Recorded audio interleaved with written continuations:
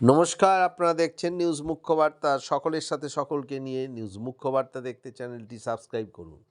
জন্মভূমির মাটি ছুঁলেন তিনি, জয় করলেন, গর্বিত করলেন জন্মভূমির মাটিকে। আজ গর্বিত মদন্তর গ্রামের মাটি, আর যিনি সেটা করে দেখালেন তিনি কবি সাহিত্যিক রাজীব ঘাটি। 30 বছরের সাহিত্য সাধক, 20 বছরের একজন সফল সংগঠক, শিল্প সাহিত্য পত্রিকার সম্পাদক, শিল্প ও সাহিত্য পরিবারের মূল কাণ্ডারি রাজীব ঘাটি মহাশয়। আজ সেই সাহিত্য সাধনার একটা সুন্দর দিন পালিত হলো জামুরিয়ার মদন্তর গ্রামের মাটিতে। গ্রামের মানুষ, সাথে বহু কবি বন্ধু উপস্থিত ছিলেন এই মহাযজ্ঞে। স্বাগত বক্তব্য, কবিতা, গান সব মিলিয়ে একটা অনন্য পরিবেশ সৃষ্টি হয় মদন্তরের মাটিতে। বিশিষ্ট কবি বন্ধুদের মধ্যে উপস্থিত ছিলেন সৌমিত বসু, সম্পাদক হামিদা কাজী, নাট্যকার সুবর্ণ কাজী, কবি সম্পাদক জহর মিশ্র, সম্পাদক কবি তারক মণ্ডল, সুকমল ঘোষ, স্বপন রুইদাস, কবি অনন্যা সরকার, আশিস কুমার রায়, তাপস কুমার চট্টরাজ, ব্রজকুমার সরকার, স্নেহাশিস মুখোপাধ্যায়, দিলীপ মজুমদার, লক্ষ্মী মজুমদার, কৌশিক চট্টোপাধ্যায়, বাচিক শিল্পী লীনা সাহা, কাজী আক্তার হোসেন, সুবোধ ঘোষ, কবি দিলীপ ঘাটি, অচিন্ত বিশ্বাস, শুক্লা ঘাটি, অলোক বন্দ্যোপাধ্যায়, ডক্টর শীতল গঙ্গোপাধ্যায়, বাসুদেব মণ্ডল, সাংবাদিক নারায়ণ মজুমদার, সম্পাদক কল্যাণ ভট্টাচার্য, যাদব রুইদাস, সোনালী দাসবক্সী, মনোরঞ্জন ঘোষ, অতনু রায়, ডক্টর চন্দ্রাবলী মুখোপাধ্যায় সহ বহু বিশিষ্টজনেরা। প্রকাশিত হয় কবির সম্পাদক রাজীব ঘাটির একক কাব্যগ্রন্থ বাউল স্বরলিপি। সমগ্র অনুষ্ঠানটি সঞ্চালনা করেন মাননীয় প্রণব কুণ্ডু মহাশয় ও মাননীয়া সঞ্চিতা সিনহা মহাশয়। সকল কবি বন্ধুদের হাতে তুলে দেওয়া হয় স্মারক উত্তরীয় ও ব্যাগ। ছিল মধ্যাহ্ন ভোজনের ব্যবস্থা। হাজার ব্যস্ততার মধ্যে এই একটা দিন সত্যি অতুলনীয়। কবি সম্পাদক রাজীব ঘাটি মহাশয়কে তার জন্মভূমিতে সকলে জানান আগাম জন্মদিনের শুভেচ্ছা। মনোরঞ্জন ঘোষের রিপোর্ট, নিউজ মুখ্য বার্তা। শুভ সকাল। আজকে এটি একটি বড় আবেগের সময়। আমাদের সময় থেকে একটা পর্ব শুরু হয়েছিল যখন জন্ম বাড়িতে নয় নার্সিংহোমে হতো। তবুও আমরা কোনোদিনই কোনোভাবেই পিতৃভূমি তথা মাতৃভূমির অস্বীকার করতে পারি না। আমার ক্ষেত্রেও এই অন্যথা হয় না বা হয়নি। একটা সময় অতিক্রান্ত করে আমি খুব অল্প বয়সে, মাত্র 2 বছর বয়সেই এই গ্রামে আর থাকি না। তারপর পার্শ্ববর্তী জামুরিয়ারি বীজপুরে আমার পড়াশোনা এবং বেড়ে ওঠা। বিদ্যালয় শিক্ষাগুলি সেখানেই। পরবর্তীকালে আমরা স্থায়ীভাবে বসবাসের জন্য জামুরিয়ায়, আমার অনেকবার ঠিকানা বদল হয়েছে।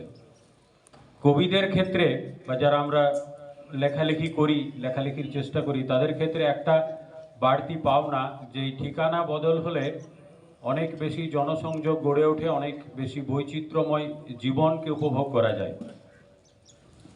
কিন্তু প্রতিটা দিন, প্রতিটা মুহূর্ত আমাকে এই চুরুলিয়া পাশের গ্রাম, আমার জন্মভূমি, এটি আমাকে বরাবর আন্দোলিত করতো ভেতর থেকে।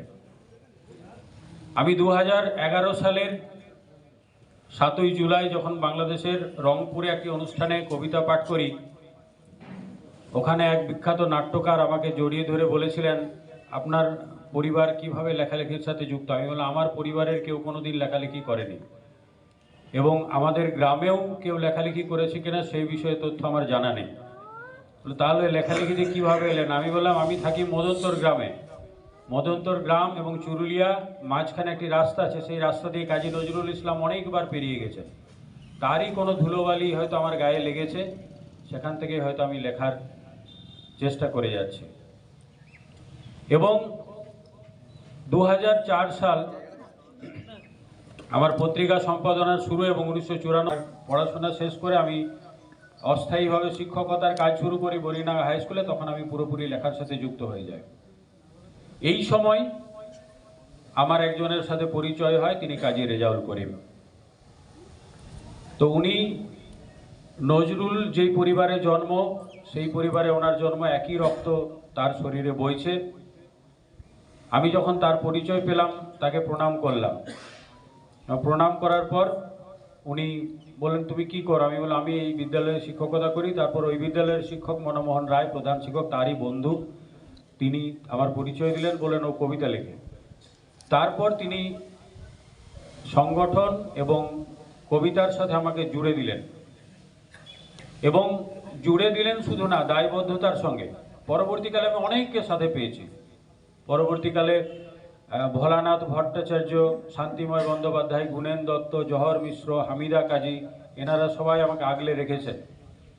কিন্তু সর্বোপরি তিনি দেখলাম প্রতিটা বিষয়ে আমাকে এগিয়ে দেওয়া, উৎসাহিত করা। সংগঠন কিভাবে করতে হয় সে কথা আজকে অনেকেই আমার সাংগঠনিক দক্ষতার কথা বলেন। প্রত্যেকেরই একজন গুরু থাকে এবং গুরু থাকা দরকার, এবং আমি সগর্বে বলি যে কাজী রেজাউল করিম আমার গুরু। এবং আজকে সেটি তিনি উপেক্ষা করতে পারেননি। তিনি এতটা অসুস্থ এই বয়সে যে তার বাড়ি থেকে বেরোনোর ক্ষমতা নেই, মানে তিনি পারেন না, বাড়ি থেকে বেরোনো উচিত নয়। ডাক্তার দেখলে ডাক্তার বারণ করতেন। আমাকে আক্তার হোসেন বলছিলেন কিছুক্ষণ আগে।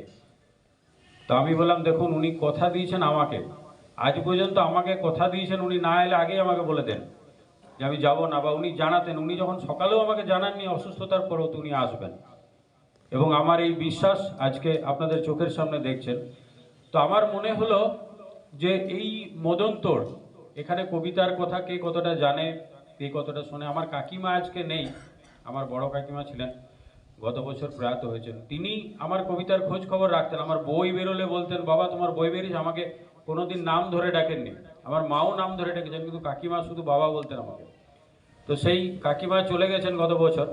আমার ইচ্ছা ছিল আমার ওই মাটিতে দাঁড়িয়ে আমি এই অনুষ্ঠানটা করব, কিন্তু এই আবহাওয়াটার সাথে ওই আবহাওয়াটা হয়তো এখন একটু দূরত্ব। তাই আমি আমার ভাইদের বললাম যে তোরা অ্যারেঞ্জমেন্টটা স্কুলে কর, কারণ ওইখানটায় আমি আরও বেশি কষ্ট পাবো এই অনুষ্ঠানটা করলে।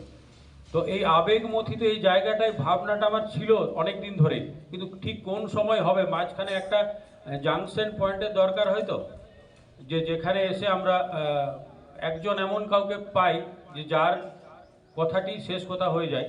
সেরকমই আমার এক শুভানুধ্যায়ী ধনঞ্জয় ঘোষাল, গত বছর চুরুলিয়ার অনুষ্ঠানে যাওয়ার পথে তিনি এই রাস্তা দিয়ে পেরিয়ে যাওয়ার পরে বললেন, ধনঞ্জয় দা, এই আমার জন্মভূমি। তো ধনঞ্জয় দা বললেন যে তোমার এই জন্মভূমিতে একটা অনুষ্ঠান হোক, তোমার জন্মদিন কবে? আমি বললাম 14ই ফেব্রুয়ারি। বলে 14ই ফেব্রুয়ারি এই গ্রামেই একটা অনুষ্ঠান হোক, আমরা সবাই আসবো, এটা দরকার, তোমার গ্রাম তোমাকে চিনুক। সত্যি কথাই তো, আমার বাড়ির লোক, আমার গ্রাম যদি আমাকে না চেনে, তাহলে আমাকে বাইরের লোক চিনলো বা না চিনলো। তো তখনই সিদ্ধান্ত নিয়েছিলাম অনুষ্ঠানটা করার, এবং 14ই ফেব্রুয়ারি এবছর যেহেতু সরস্বতী পুজো পড়েছে, সেই জন্য অনুষ্ঠানটাকে একটু এগিয়ে নিতে হলো। এবং স্কুলের সহযোগিতা ভীষণভাবে, আমার স্কুলে আমার কাকা রয়েছেন সহদেব সাধু, তিনি শিক্ষক এই বিদ্যালয়ের। এই বিদ্যালয়ের যিনি প্রধান শিক্ষক, তার পুত্র আমার ছাত্র ছিল, বরিনাগা হাই স্কুলে পড়তো। তো সুতরাং একটা পরিচিতি আবহাওয়া এখানে গড়ে উঠলো। আমি একটু চেষ্টা করেছি প্রত্যেকটি মানুষের উত্তরণ ঘটাবার জন্য, সেই কাজটা এখনো করে যাচ্ছি। যদি আমার বয়সের ভারে আমি ক্লান্ত, কিন্তু ক্লান্ত হলেও আমি এখন মানুষের কাজ করে যাই। গাই সাম্যের গান, মানুষের চেয়ে বড় কিছু নাই, নয় কিছু মহিয়ান, এই মন্ত্রে দীক্ষিত আমি। সারা জীবন সেই মন্ত্রে দীক্ষিত যেন হয়ে থাকতে পারি। আমার পাশে রয়েছে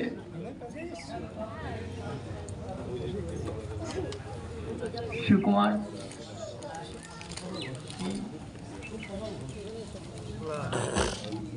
সুকুমার ঘোষ। আপনারা ভাবতে পারেন যে এই ভদ্রলোকের সঙ্গে হঠাৎ করে এত আলাপ কি করে হলো, না এটা বলতে বললাম। আমি যখন দুর্গাপুরে চাকরি করি, তখন আমার এই